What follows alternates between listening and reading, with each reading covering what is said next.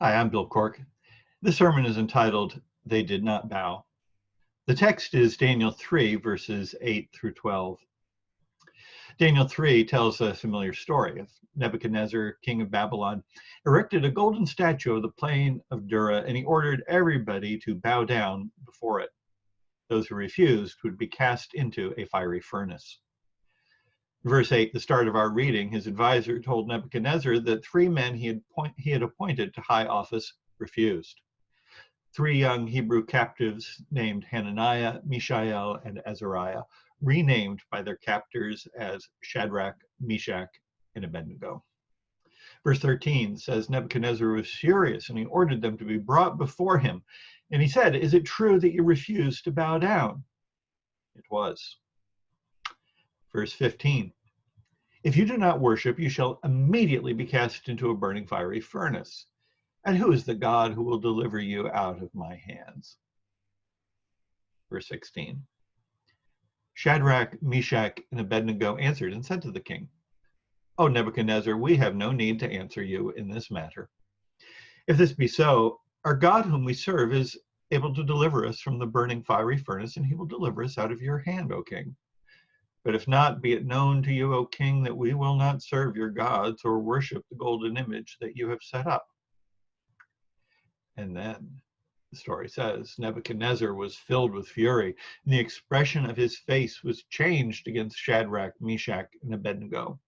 He ordered the furnace heated 7 times more than it was usually heated, and he ordered some of the mighty men of his army to bind Shadrach, Meshach, and Abednego and to cast them into the burning fiery furnace.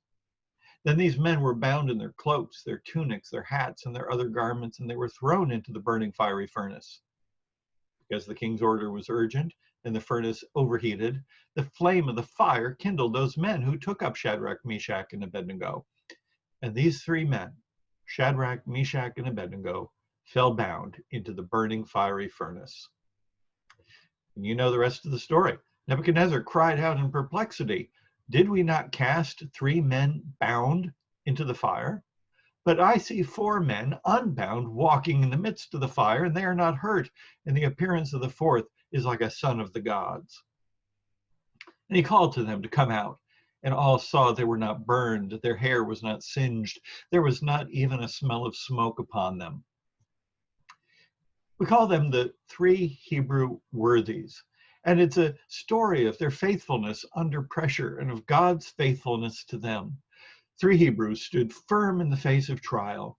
In a foreign land, stripped of their names, their future, and their dignity, they would not compromise their faith. Have you ever thought about what you might do in those circumstances? If you knew death was the penalty for refusing to obey? If everyone else was complying?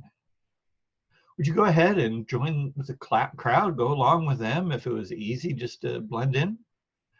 Or would you maybe try to take the easy way out and just stay home for the day? Would you beg for an excuse? "Oh, I'd love to bow down and show my allegiance, but I just can't. It's my arthritis. I can't kneel." Would you be confident that God would protect you?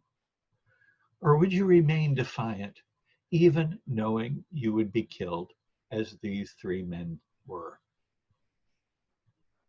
Stories like this were in my mind as we were touring some historic sites in Europe this past fall.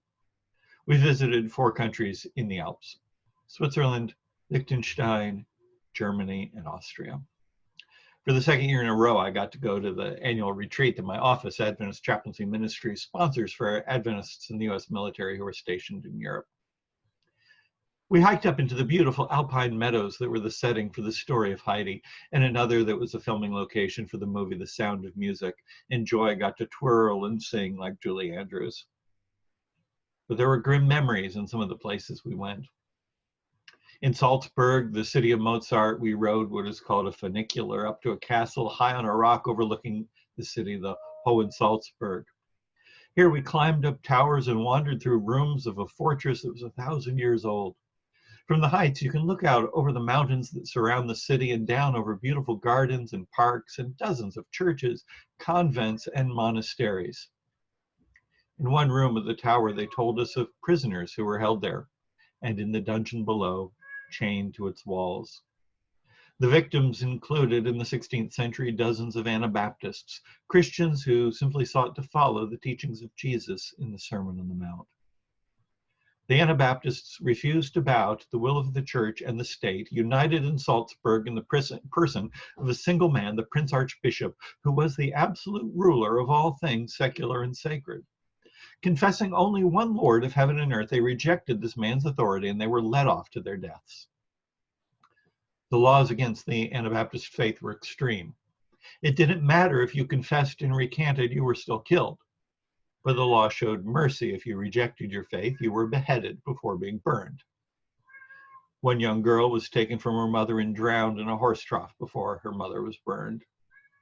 A man, Leonard Bernkopf, went to his death with all of his wits about him. He called out to his tormentors from the stake, "This side is roasted enough. How about turning me over to roast the other side now?" None were miraculously saved. All died gruesome deaths at the hands of people who believed in Jesus. That's right, the tormentors were not pagans or atheists or Muslims. They were Christians claiming that they had Christ's authority to torture and kill. The authorities thought that these horrific public spectacles would cause people to turn aside from heresy, but they did not. The believers saw instead that it was possible to endure the pain and die a faithful martyr, whether you were young or old, and the saints found comfort in their example. You don't have to go back 500 years to find stories of faithfulness like this. We learned of stories of the mid-20th century of men and women who refused to bow to the Nazis when they annexed Austria in 1938. One such man was a former captain of the Austrian Navy, Georg Von Trapp. He was born in what is now Croatia. He was a pioneer in submarines. He married Agatha Whitehead, the granddaughter of the man who invented the torpedo, and she inherited her grandfather's fortune. In World War I, Von Trapp was the most successful submarine commander of the Austro-Hungarian Empire, receiving the Knight's Cross of the Military Order of Maria Theresa, the equivalent of the Medal of Honor. Austria lost the war, and she lost most of her territory. It was now a small, landlocked country, and Von Trapp was without a navy and without a ship. In 1922, his wife died from scarlet fever, leaving him 7 children.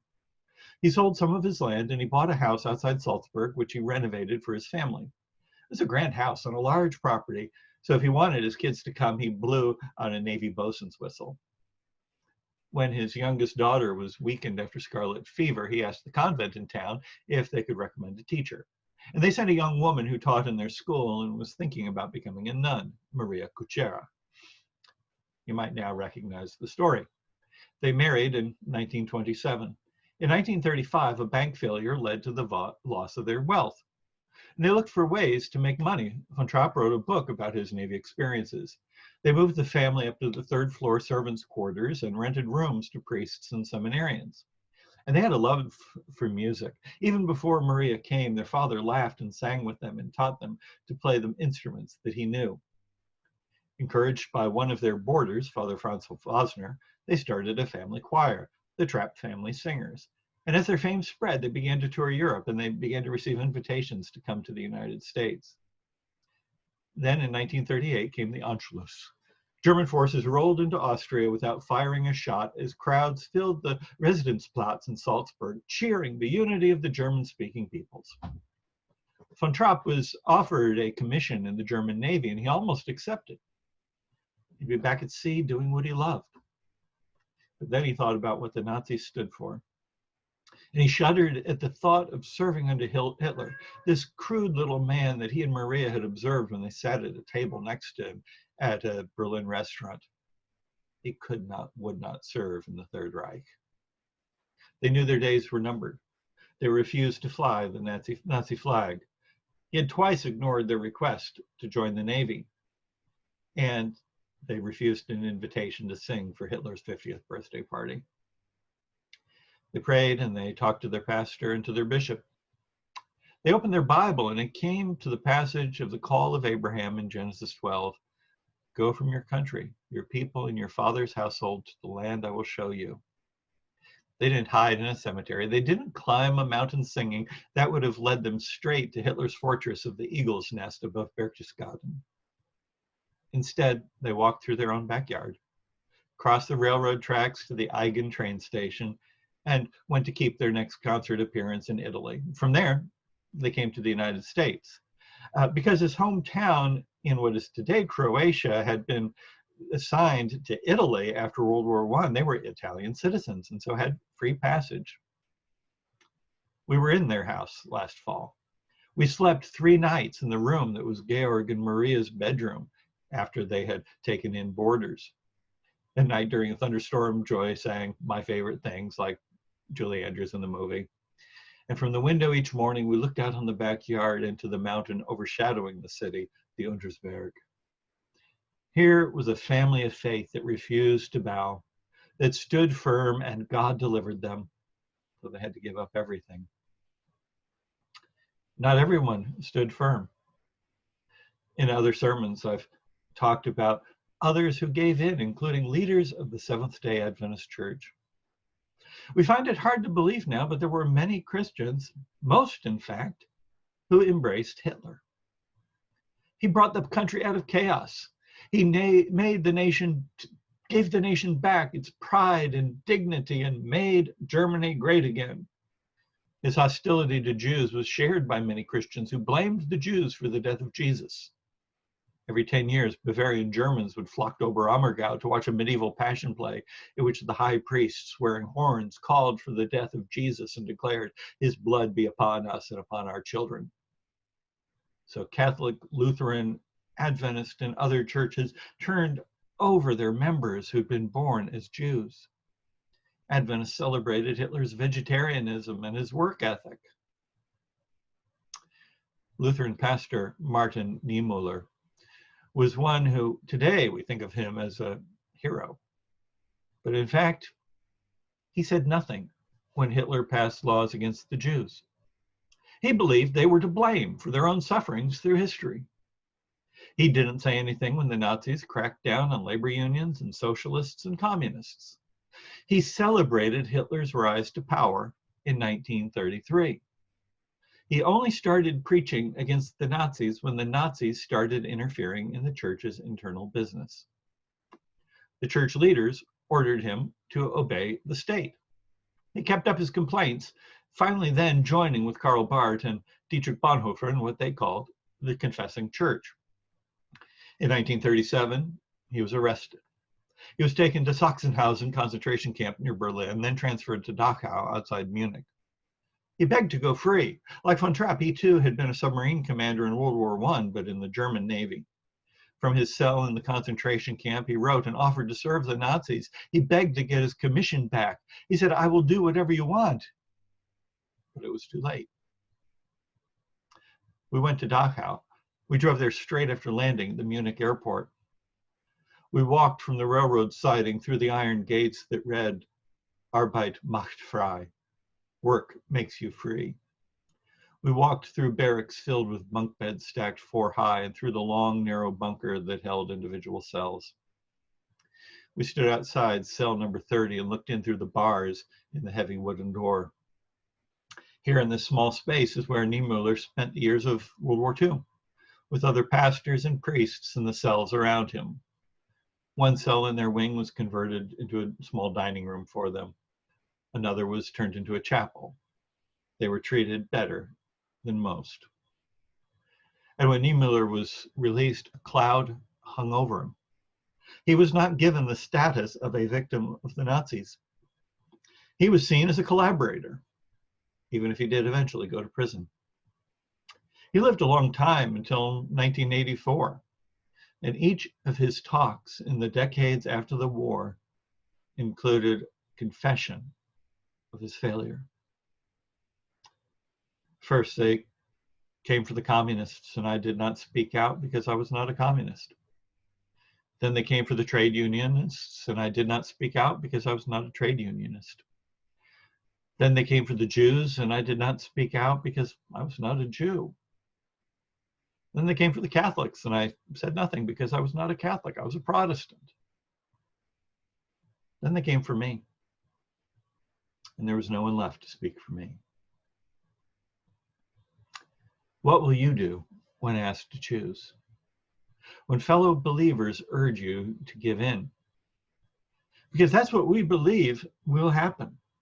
Our understanding of prophecy as Seventh-day Adventists is that the final crisis will involve a union of church and state, a right-wing attempt to enforce popular Christianity. And we believe Adventists will be taken in. Read the Great Controversy. The lessons from the past inform us of the hazards of tomorrow. Today, I hear of so many who are so gullible in the current crisis. They look at Trump and they say, he made America great. He's doing things for church. He's giving the church power again. He's saving us from those left-wing, godless extremists that don't want us to practice our faith. As he builds walls, as he scapegoats minorities, as he turns the whole machinations of the state against those who dare speak up, Christians cheer him on. Think about what you're doing. If that is you, think about your circumstances. Think about this man who has no morality, who uses the church, who manipulates it, and those Christians who suck up to him, so eager, like the harlot Babylon, who was so eager to ride the dragonish beast. What are you going to do? Let's say this crisis passes. Somebody new is elected, and we step back from the brink. How will you reflect on what your experience has been the past 4 years? What will you do when it comes to you personally? Will you stand for Christ? Will you stand up for those dear to him? The weak, the helpless, the foreigner? Or will you take the safe route, hide in the crowd, and go along with the cheers? Will you stand for the principles of the kingdom of God? Nonviolence, love for the widow, the orphan, the stranger? Or will you be seduced by the pleas in defense of nationalism and forced morality from fellow Christians? Or by the whispers of fear in your own heart? Will you face the fiery furnace, the prison cell, the scorn of the world with courage, clinging to Jesus Christ alone? Or will you turn aside like the rich young ruler, saddened at the cost of following Christ? We have so many stories of those who've been faithful, whose example encourages us to stand firm, to hold on, to hold fast, to be able to spend so much time with Jesus and his word, his teachings, especially in the Sermon on the Mount and Matthew 25, showing who among our population he is most concerned about. Will you spend so much time in that you see plainly the threats before us? We have so many stories of those who were faithful. The 3 Hebrews in the fiery furnace, the saints whose stories are told in Hebrews chapter 11, stories through all of church history of men, women, and children of whom the world was not worthy, who embraced the cross with joy. The author of the book of Hebrews says, do not fear, do not be discouraged. Use these stories to bolster your faith. Hebrews chapter 12, verse 1. Therefore, since we are surrounded by so great a cloud of witnesses, let us also lay aside every weight and sin which clings so closely, and let us run with endurance the race that is set before us, looking to Jesus, the founder and perfecter of our faith, who for the joy that was set before him endured the cross, despising the shame, and is seated at the right hand of the throne of God. Consider him who endured from sinners such hostility against himself, so that you may not grow weary or faint-hearted. My brothers and sisters, the days are growing short. The storm clouds are gathering, and the shadows lengthen. Each of us shall be tested. Each of us will have our opportunities to demonstrate our faithfulness to Jesus and our love of the least of these, for whom he shed his blood. My prayer for you is that God may strengthen your faith and open your eyes to the risk around us. and to keep you faithful to him.